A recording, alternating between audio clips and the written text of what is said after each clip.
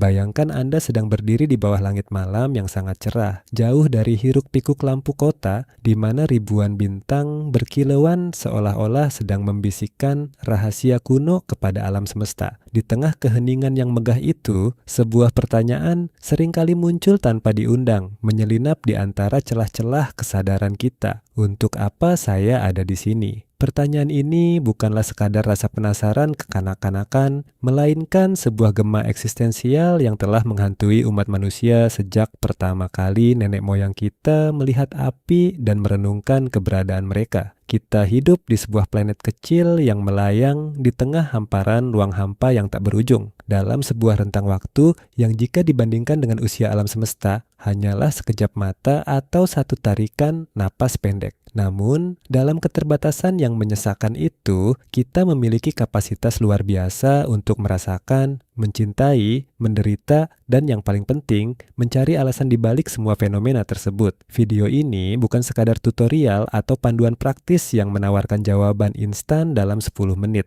melainkan sebuah undangan untuk menyelami kedalaman pikiran para filsuf, hasil penelitian psikologi modern, dan refleksi batin yang akan membantu kita memetakan koordinat makna di tengah samudra ketidakpastian hidup. Kita seringkali terjebak dalam rutinitas yang monoton, bangun pagi, bekerja, membayar tagihan, dan tidur kembali, hanya untuk mengulangi hal yang sama keesokan harinya, hingga terkadang kita merasa seperti mesin yang berjalan tanpa tujuan yang jelas. Perasaan hampa ini, yang sering disebut sebagai void atau ruang kosong dalam jiwa, sebenarnya adalah sinyal evolusioner yang menandakan bahwa kapasitas kognitif kita sedang menuntut sesuatu yang lebih dari sekadar kelangsungan hidup biologis. Manusia adalah satu-satunya spesies yang diketahui memiliki kesadaran akan kematiannya sendiri, dan kesadaran inilah yang memaksa kita untuk memberikan nilai pada setiap detik yang kita miliki. Jika hidup ini tidak memiliki akhir, mungkin kita tidak akan pernah merasa perlu mencari makna. Namun, justru karena hidup ini terbatas dan rapuh, pencarian akan makna menjadi tugas paling mendesak dalam sejarah peradaban kita. Dalam narasi ini, kita akan menjelajahi bagaimana makna bukan ditemukan seperti harta karun yang terkubur, melainkan dikonstruksi seperti sebuah mahakarya seni yang membutuhkan ketekunan, keberanian untuk menghadapi penderitaan, dan kejujuran untuk melihat ke dalam diri sendiri. Untuk memahami makna hidup, kita harus berani menoleh ke belakang dan mendengarkan suara-suara dari masa lalu, terutama dari aliran eksistensialisme yang meledak pada abad ke-20. Jean-Paul Sartre, salah satu pemikir paling berpengaruh dalam aliran ini, mengajukan sebuah gagasan yang sangat radikal namun membebaskan. Existence precedes essence, atau keberadaan mendahului esensi. Bagi Sartre, manusia tidak diciptakan dengan tujuan yang sudah ditentukan sebelumnya seperti sebuah pisau kertas yang dibuat untuk memotong kertas. Sebaliknya, kita dilemparkan ke dunia ini tanpa instruksi. Dan barulah setelah itu, kita mendefinisikan siapa diri kita melalui pilihan-pilihan yang kita ambil. Kebebasan ini memang menakutkan, sebuah kondisi yang ia sebut sebagai condemned to be free, atau dikutuk untuk bebas. Karena dengan kebebasan mutlak, datang pula tanggung jawab mutlak atas hidup kita sendiri. Namun, di balik kecemasan itu terdapat kekuatan besar, yaitu kemampuan untuk menjadi arsitek bagi takdir kita sendiri, di mana makna bukanlah sesuatu yang diberikan oleh takdir atau kekuatan luar, melainkan sesuatu yang kita proyeksikan ke dunia melalui tindakan nyata dan komitmen pribadi yang autentik. Di sisi lain, spektrum filosofis, kita menemukan ajaran stoikisme yang berasal dari Yunani kuno, yang menawarkan perspektif yang lebih tenang namun tidak kalah mendalam mengenai makna. Para stoik seperti Marcus Aurelius atau Epictetus mengajarkan bahwa makna hidup ditemukan melalui penyelarasan diri dengan nalar universal dan pemisahan yang tegas antara apa yang bisa kita kendalikan dan apa yang tidak. Dalam pandangan stoik, dunia ini penuh dengan peristiwa yang berada di luar jangkauan kita, kehilangan, kegagalan, dan opini orang lain, namun kita memiliki kendali penuh atas bagaimana kita merespons peristiwa tersebut. Makna hidup bagi mereka terletak pada pengembangan kebajikan atau virtue dalam setiap tindakan sekecil apapun itu. Dengan berfokus pada karakter internal dan integritas moral, seseorang dapat menemukan ketenangan, ataraksia yang tidak tergoyahkan oleh badai eksternal.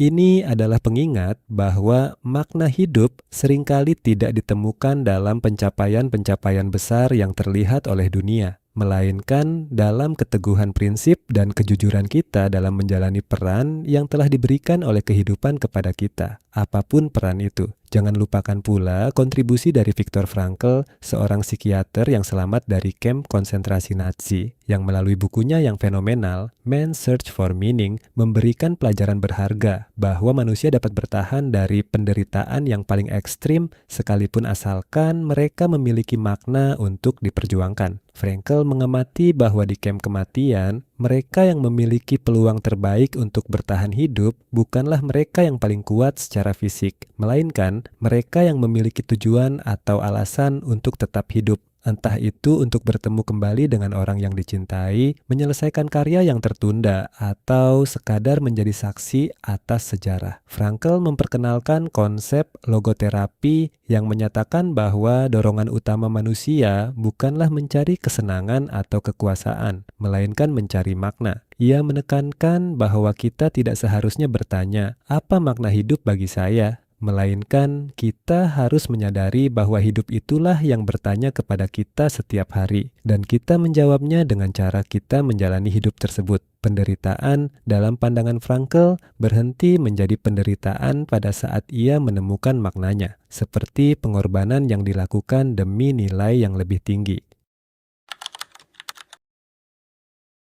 Memasuki ranah psikologi modern, pencarian makna seringkali dibedakan dari pencarian kebahagiaan, meskipun keduanya sering dianggap sama oleh masyarakat awam. Penelitian menunjukkan bahwa hidup yang bahagia seringkali berkaitan dengan kenyamanan, pemenuhan keinginan, dan kurangnya konflik, sementara hidup yang bermakna seringkali melibatkan tantangan, stres, pengorbanan, dan kontribusi kepada sesuatu yang lebih besar dari diri sendiri. Abraham Maslow, dalam hierarki kebutuhannya yang terkenal, menempatkan aktualisasi diri di puncak piramida. Namun di akhir hayatnya, ia menambahkan satu tingkat lagi yang ia sebut sebagai self-transcendence atau transendensi diri. Ini adalah pengakuan bahwa kepuasan tertinggi manusia bukan berasal dari pemenuhan potensi pribadi semata, melainkan dari pengabdian diri pada tujuan di luar ego, seperti sains, seni, keadilan sosial, atau spiritualitas.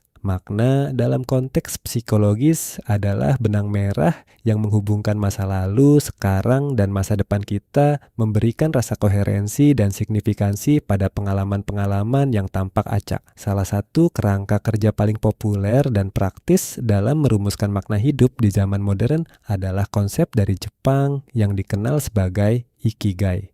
Ikigai secara harfiah berarti alasan untuk bangun di pagi hari, dan konsep ini digambarkan sebagai titik temu dari 4 elemen utama: apa yang Anda cintai, apa yang Anda kuasai, apa yang dibutuhkan dunia, dan untuk apa Anda bisa dibayar. Menemukan Ikigai bukanlah tentang menemukan satu jawaban ajaib, melainkan sebuah proses penyeimbangan yang terus-menerus. Jika Anda hanya melakukan apa yang Anda cintai dan kuasai, Anda mungkin merasa puas tetapi tidak berguna karena tidak memberikan kontribusi pada dunia. Sebaliknya, jika Anda melakukan apa yang dibutuhkan dunia dan Anda dibayar untuk itu, tetapi Anda membencinya, Anda akan merasa hampa dan bosan. Pencarian makna melalui Ikigai mengajarkan kita bahwa kebermaknaan muncul ketika kita mampu mengintegrasikan gairah pribadi kita dengan kebutuhan kolektif masyarakat, menciptakan harmoni antara kepuasan batin dan dampak eksternal yang nyata. Namun, di era digital yang serba cepat ini, pencarian makna menghadapi tantangan baru yang belum pernah dialami oleh generasi sebelumnya. Distraksi yang tiada henti dan perbandingan sosial sosial yang merusak. Kita seringkali tertipu oleh makna palsu yang ditawarkan oleh konsumerisme, di mana kita percaya bahwa dengan memiliki barang-barang tertentu atau mencapai status sosial tertentu, rasa hampa dalam jiwa kita akan terobati. Media sosial menciptakan ilusi bahwa hidup orang lain jauh lebih bermakna dan sempurna, yang pada gilirannya memicu perasaan tidak berdaya dan krisis identitas. Kita kehilangan kemampuan untuk berefleksi dalam kesunyian, karena setiap celah waktu luang, kita segera diisi oleh arus informasi yang dangkal. Padahal, makna hidup seringkali berbisik dalam keheningan, dalam saat-saat di mana kita benar-benar hadir secara utuh, bukan melalui layar ponsel, melainkan melalui koneksi mendalam dengan alam, dengan sesama manusia, dan dengan suara hati kita yang terdalam yang seringkali terabaikan oleh kebisingan dunia luar. Jika kita sepakat bahwa makna hidup adalah sesuatu yang harus kita bangun, lalu bagaimana langkah praktis untuk memulainya tanpa merasa kewalahan oleh beban filosofis yang berat? Langkah pertama adalah dengan mengidentifikasi nilai-nilai inti, core values, yang kita pegang teguh. Nilai-nilai ini bertindak sebagai kompas moral yang membimbing keputusan kita saat kita berada di persimpangan jalan. Apakah itu kejujuran, kasih sayang, keberanian, atau kreativitas? Ketika tindakan sehari-hari kita selaras dengan nilai-nilai ini, kita akan merasakan aliran energi yang positif dan rasa signifikansi, bahkan dalam tugas-tugas kecil sekalipun. Makna tidak selalu harus ditemukan dalam proyek-proyek raksasa. Ia bisa ditemukan dalam cara kita menyeduh kopi di pagi hari dengan penuh kesadaran, cara kita mendengarkan teman yang sedang bersedih, atau ketekunan kita dalam mempelajari keterampilan baru. Konsistensi dalam menghidupi nilai-nilai inilah yang akan menumpuk menjadi sebuah narasi hidup yang utuh dan bermakna. Langkah kedua adalah melalui pelayanan dan kontribusi kepada orang lain. Manusia adalah makhluk sosial yang secara biologis dirancang untuk bekerja sama, dan banyak penelitian psikologi positif menunjukkan bahwa salah satu cara tercepat untuk meningkatkan rasa kebermaknaan adalah dengan membantu orang lain.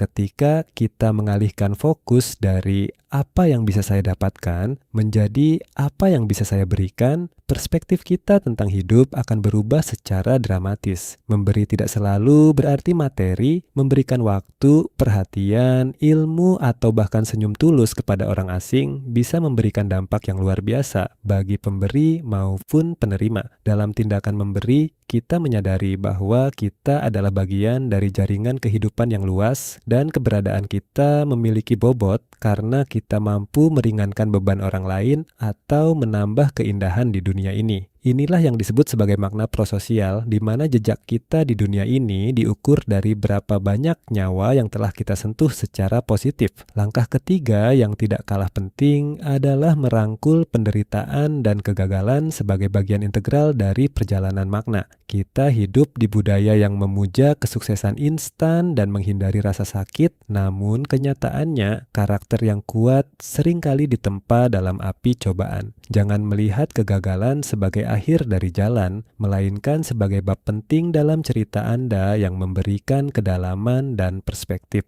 Setiap luka dan trauma yang kita alami membawa pelajaran yang jika diolah dengan bijak dapat menjadi sumber kekuatan bagi kita untuk membantu orang lain yang mengalami hal serupa. Makna hidup seringkali ditemukan bukan di puncak gunung keberhasilan, melainkan di lembah-lembah perjuangan di mana kita dipaksa untuk menemukan kembali siapa diri kita yang sebenarnya saat semua atribut luar kita dilucuti. Dengan menerima ketidakkekalan dan kerentanan hidup, kita justru belajar untuk menghargai setiap momen berharga yang kita miliki dengan lebih intens dan penuh syukur. Sebagai penutup perjalanan naratif kita hari ini, penting untuk diingat bahwa makna hidup bukanlah sebuah destinasi akhir di mana Anda sampai di sana dan kemudian berhenti mencari. Makna hidup adalah sebuah proses, sebuah tarian antara diri Anda dan alam semesta yang terus berubah seiring bertambahnya usia, budaya, pengalaman, dan kebijaksanaan Anda. Apa yang terasa bermakna bagi Anda saat berusia 20 tahun mungkin akan sangat berbeda ketika Anda berusia 50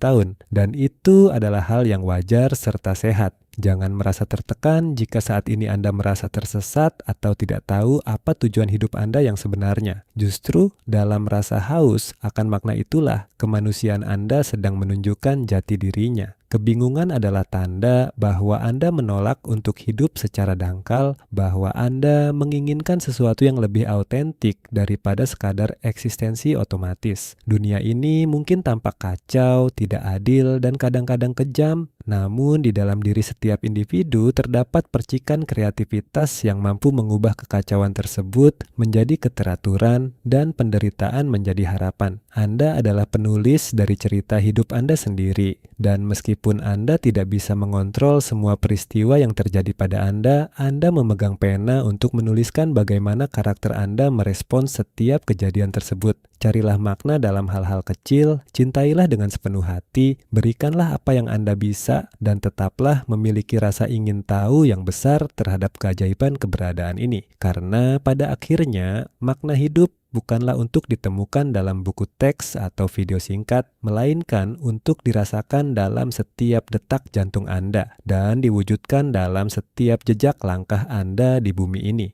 Terima kasih telah menemani perjalanan reflektif ini hingga akhir. Jika Anda merasa narasi ini memberikan secercah cahaya atau sudut pandang baru dalam pencarian makna hidup Anda, silakan bagikan pemikiran Anda di kolom komentar. Apa yang memberikan makna bagi hidup Anda hari ini? Mari kita terus belajar, terus bertanya, dan terus bertumbuh bersama. Sampai jumpa di video berikutnya, dan ingatlah, hidup Anda berharga karena Anda memilih untuk menjadikannya bermakna. Selamat mencari dan selamat menemukan diri Anda kembali.